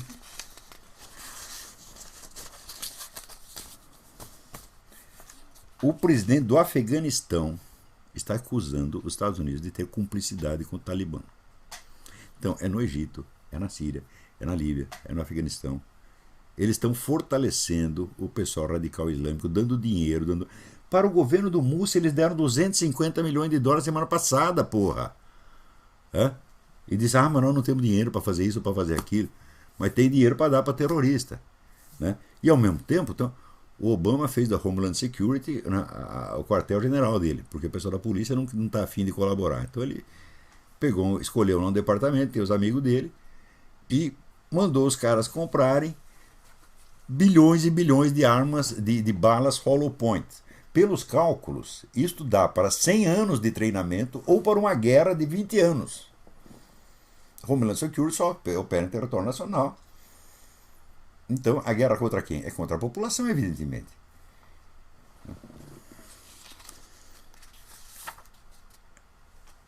Agora, esse negócio desse... O pessoal fica perguntando do Papa também, né? Por que eu tenho que ter alguma opinião sobre o Papa, porra? Então, o negócio é o seguinte. Se você é protestante ou é judeu, então sua opinião não interessa. Agora, se você é católico, também não interessa. Pelo seguinte... Ou você é sedevacantista, portanto você não acredita que tem Papa nenhum, você acredita que esse é apenas um cidadão que está lá, então você pode falar dele o que você quiser. Ou você acredita que ele é o Papa, então neste caso você tem que respeitá-lo e obedecê-lo até que ele dê provas concludentes de que é um herético. O que ele não deu nenhuma, ele não fez nada ainda, porra. Então não tem o que discutir do Papa, porra. Discutir o que o Papa vai fazer? Fala, e você acha que o Papa sabe o que ele vai fazer? Nem ele sabe, porra. Né? Quer dizer que já está tudo assim, tudo claro na cabeça dele. Né? Quer dizer, o pessoal esquece que existe um treco que chama ação humana. E a ação humana requer decisão. Para decisão, o nego tem que pensar no meio do monte de dúvidas, de hesitações, de dificuldades, etc, etc. E daí, às vezes, sai alguma decisão. O pessoal acha que tudo na política já vem tudo pronto. Por que eles acham que vem tudo pronto? Porque a política da esquerda já vem tudo pronto, das centrais internacionais. Então eles só repetem. Então eles ficam achando que todo mundo é assim, que o Papa deve ser assim também, porra. Quando não é, eu garanto que o Papa tá perdendo noite de sono, pensando, pô, que merda que eu vou fazer aqui agora, porra? Me entregaram esse abacaxi na minha mão, que Deus me ajude. Assim como o outro Papa também estava. Quando o cara já sobe lá, sabendo o que vai fazer, não vem coisa boa, como foi João 23. Ele já veio com as ideias tudo prontas, ideia de jirico. Porque desde o tempo do Pio XII já se discutia, né? Vamos fazer um concílio. Daí o cardeal Louis Veuillot, que era um gênio, ele disse, olha, se fizer um concílio vai acontecer o seguinte, vem pegar esse pessoal progressista, modernista, feminista, gaysista, etc., vão tomar conta de tudo. Ele disse isso nos anos 40. Pois aconteceu exatamente assim. Então, tem alguns testes que esse Papa vai passar. O primeiro é o seguinte, o antecessor dele estava fazendo um belo trabalho de recuperar a missa tradicional, reintegrá-la dentro da prática usual da igreja, tá certo? E reintegrar o pessoal que estava rompido desde o tempo do Monsenhor Lefebvre. ou seja, pacificar a igreja. Belíssimo trabalho que ele fez. Né? Se esse aí continuar, ele está com boa intenção. Se ele parar, está com treta. Né? Segundo teste, a consagração da Rússia, tal como foi pedido por Nossa Senhora de Fátima. Ele não tem que fazer amanhã, ele não tem que fazer semana que vem. Tem milhões de pessoas orando para que ele faça. Tá certo? E nós sabemos que o futuro da humanidade depende disso. Né? Então, tem aí 2 testes, agora tem que esperar. Enquanto isso, o que importa a nossa opinião? Já dizia João Guimarães Rosa, pão ou pães é questão de opiniões. Tá? Então isso aí tudo não influi nem contribui. Tá? Então vamos parar de falar besteira e vamos esperar os fatos. Né? Porque já dizia São Tomás aqui, nós falamos através das palavras. Deus fala através das palavras e dos fatos. É a linguagem divina que aparece na natureza, na história. E essa é assim, a linguagem do fato consumado. Então, o que mais nós temos? Tem alguns outros assuntos. Olha aqui, nem tudo está perdido.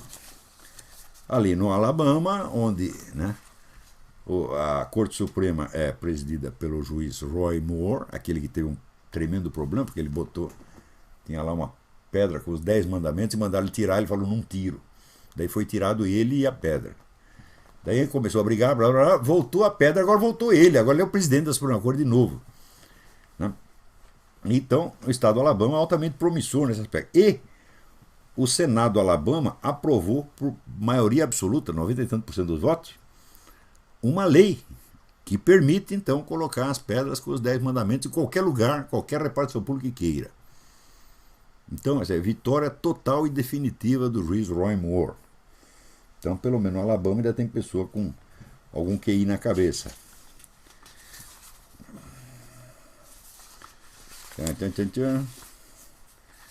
Vamos ver. O que mais? Eu acho que acabou. Quer saber?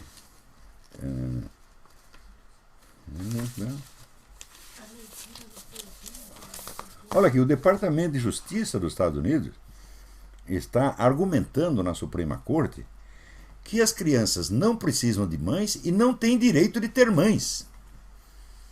Não é uma coisa maravilhosa? Né? Com tanta gente aqui defendendo os direitos das galinhas, das lagartixas, né? De quem vai explicar para esses caras que uma criança precisa de mãe, porra? Né?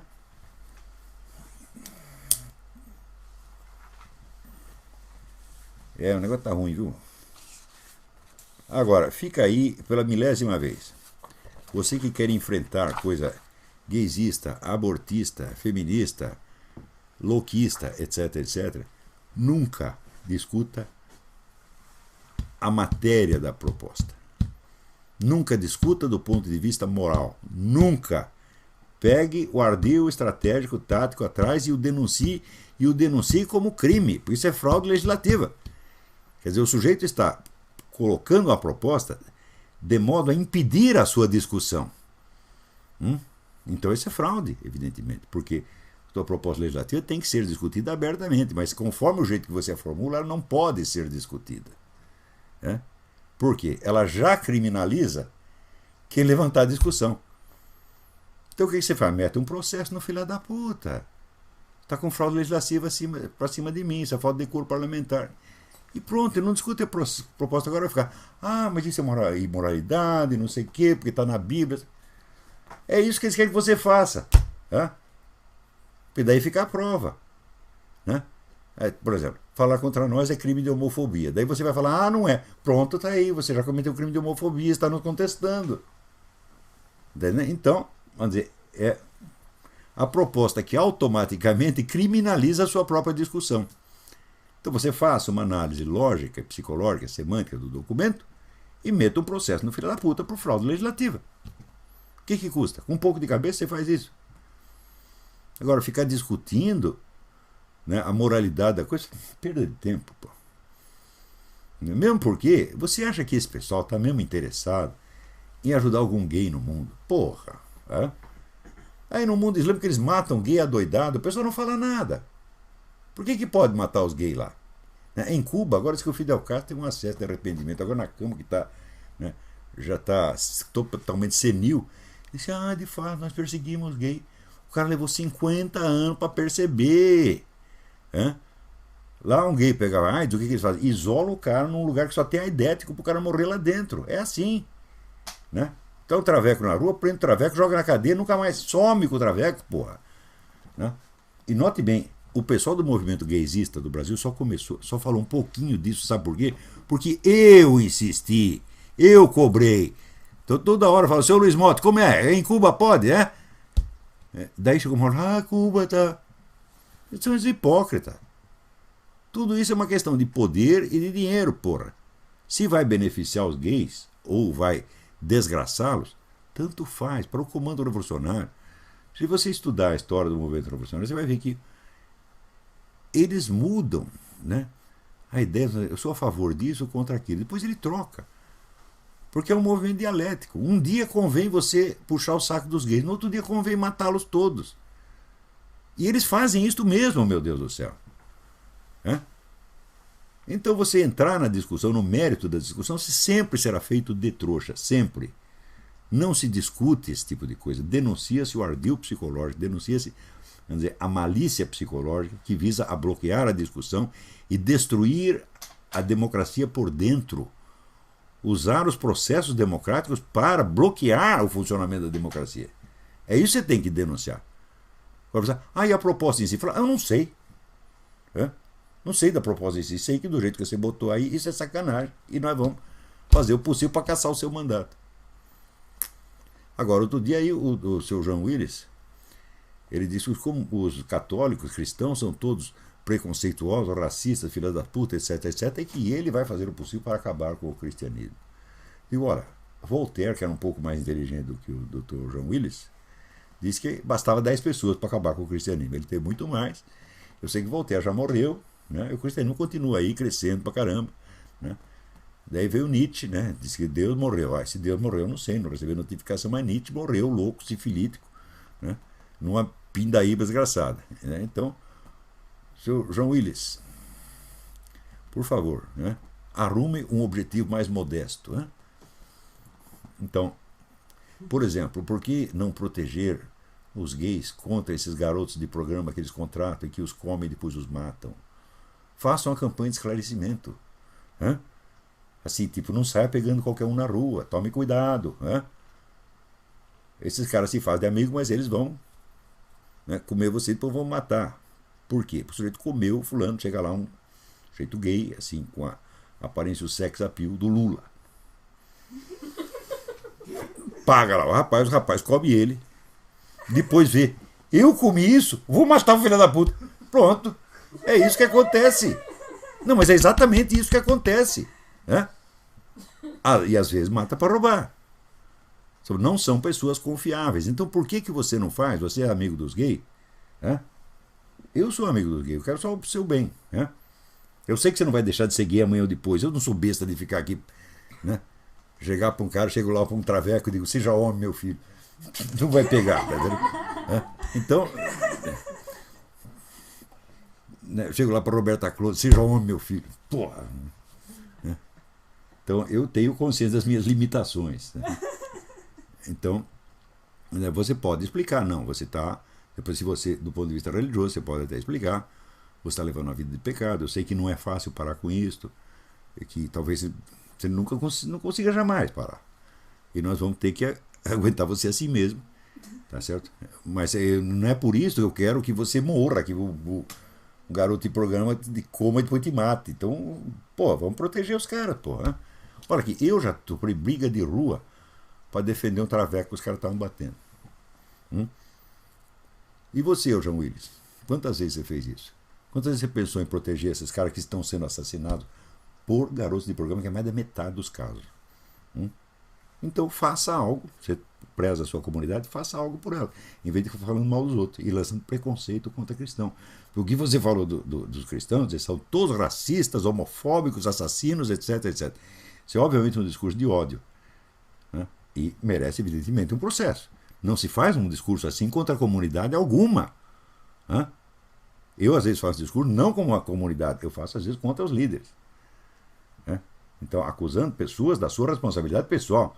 Não você pegar e jogar um rótulo, tá certo? Pejorativo em cima de toda uma comunidade.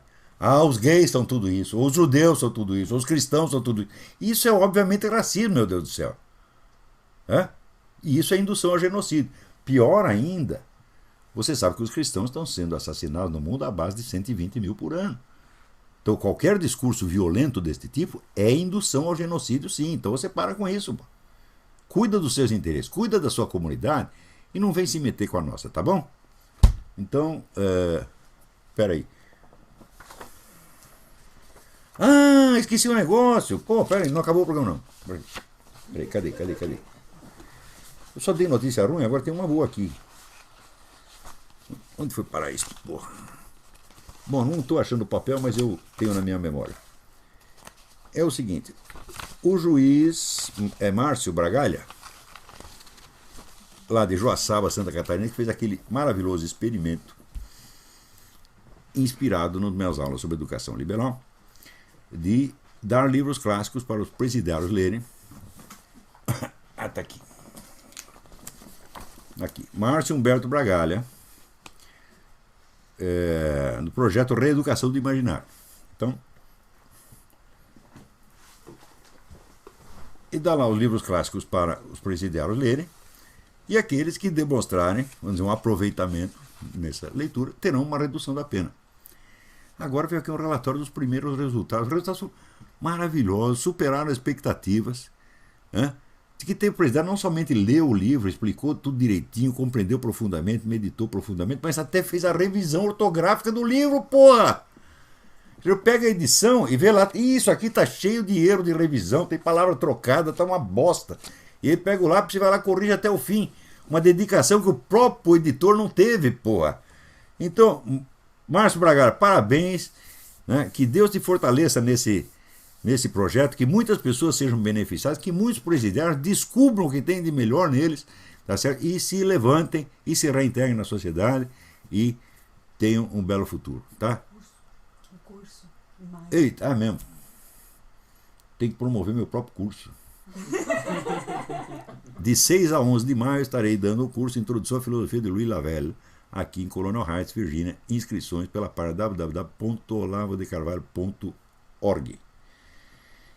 E, dito isto, então, acabou o programa. Até a próxima vez. Muito obrigado.